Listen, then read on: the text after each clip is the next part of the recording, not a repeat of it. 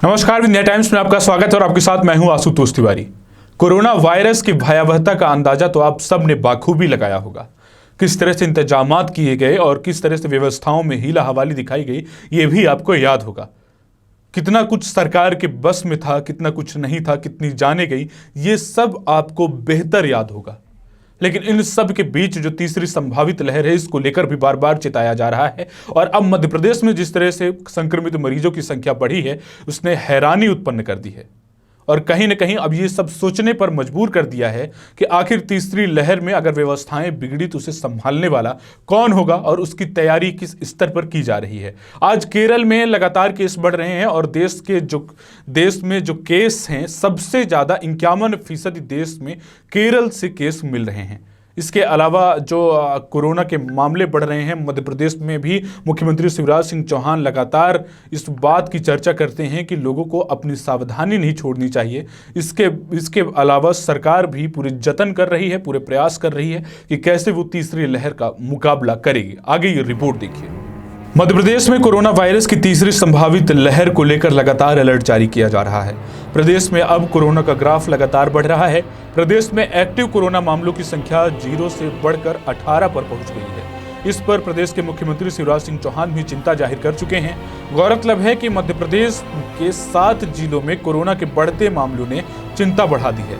इंदौर, पन्ना, भोपाल, जबलपुर, रायसेन, सागर, उज्जैन में कोरोना के नए पॉजिटिव मामले सामने आए हैं। इंदौर में 7, पन्ना में 4, भोपाल में 2, जबलपुर में 2, रायसेन, सागर और उज्जैन में एक पॉजिटिव मामले सामने आए हैं। प्रदेश में कुल पॉजिटिव मरीजों की संख्या बढ़कर अचानक से 18 पर पहुंच गई है। बता दें कि पन्ना में 1 महीने बाद 4 नए केस मिले हैं। इसमें से 2 मरीज खजुराहो, 1 बिहार और दिल्ली से पन्ना पहुंचे थे। चारों को अस्पताल में भर्ती कराया गया है। इनके संपर्क में आने वाले 40 लोगों को चिन्हित कर होम आइसोलेशन में भेज दिया गया है।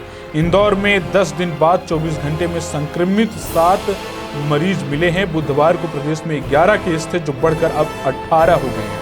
कोरोना ग्राफ के बढ़ने के साथ ही मुख्यमंत्री शिवराज सिंह चौहान ने सभी जिलों में कोरोना गाइडलाइन का पालन कराने के लिए अधिकारियों को सख्त निर्देश दिए हैं।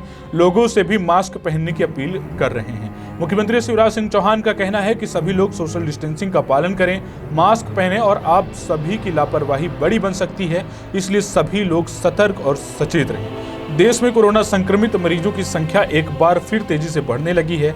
हर दिन कोरोना का बढ़ता ग्राफ राज्यों को खतरे की चेतावनी दे रहा है।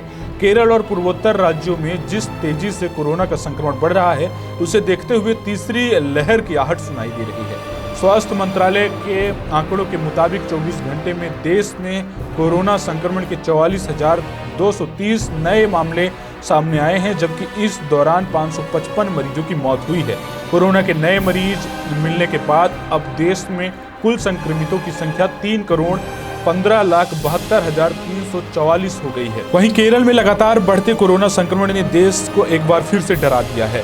वहां के हालात देखते हुए केंद्र सरकार ने national centre for disease control के डायरेक्टर डॉक्टर SK सिंह के नेतृत्व में 6 विशेषज्ञों की एक टीम केरल के लिए भेजी है।